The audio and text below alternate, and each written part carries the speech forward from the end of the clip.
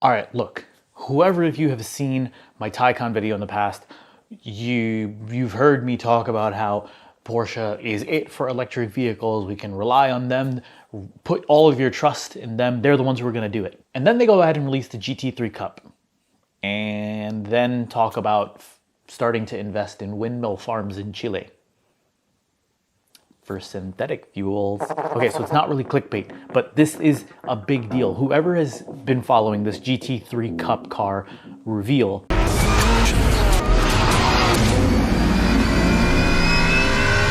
it's a momentous occasion for a lot of reasons. One being that it's essentially a road or track going version of the GT3 that has yet to be fully officially revealed also. But the other big thing about this is that it can run on synthetic fuels.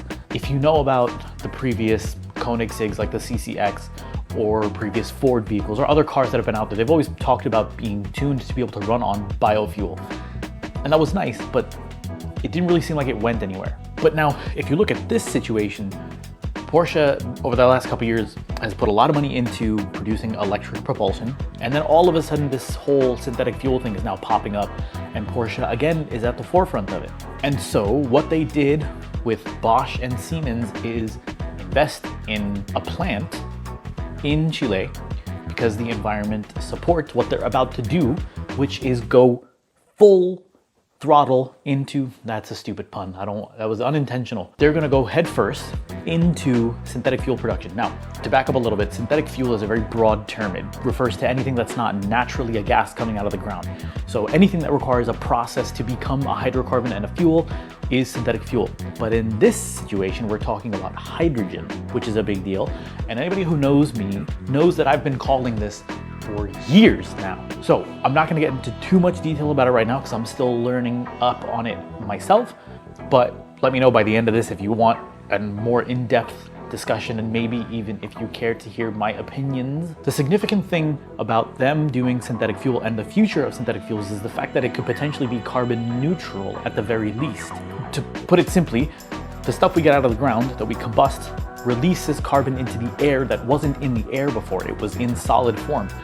What this method is going to use is actually going to pull CO2 from the air and with an electrolytic reaction, combine it with water, turn it into a hydrocarbon. Hydrogen and the carbon from CO2 are going to be forced together with other metal catalysts and whatnot to make a hydrocarbon, which will release less harmful gases in and of itself, but it's taking the CO2 from the air. The very CO2 that we're trying to get rid of is going to be used to make the fuel. That's crazy. And you might be thinking, well, Porsche's going full bore into EVs and now they're doing synthetic. Why are they doing all of this? First of all, you don't question them, ever. Secondly, they have a vested interest in this because, and this is a testament to their cars, 70% of the Porsches that have been sold ever are still running on the road. 70% of all of their cars that they've made, period, are running on the road.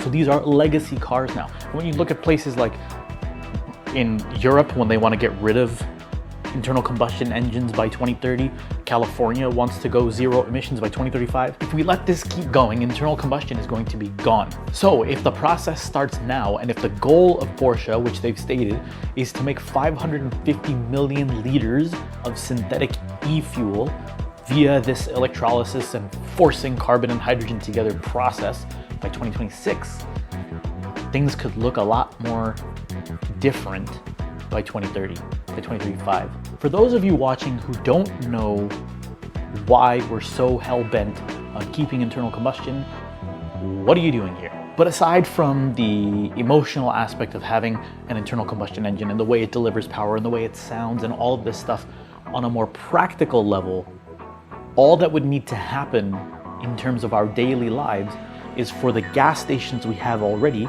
to be filled with the synthetic fuel rather than the traditional used fuel. And that means that your lifestyle will not change. You will not have to adapt to the lifestyle of the car. The car will fit into your lifestyle just like it is now. Now, there are two caveats for now with regards to this whole thing. One, the whole process is painstaking, both in terms of time and effort, so it's gonna cost a lot and it's gonna take a lot of time. which means it's gonna be expensive in the beginning. What isn't? The other caveat is the fact that Porsche is going to be sort of their own customer for a while, which I know kind of sucks, but what they're doing with it is a big deal. The fact that they're starting to use it first in the performance and competitive world, then into production cars. And it's the same pattern with the EV thing that I mentioned in the Taycan review. The company that has the pedigree and has a name to live up to is using the technology at that level. Making it more adaptable downward is easier in terms of making it functional to our level of liking. But you tell me what you think. What does this mean to you? How does this make you feel?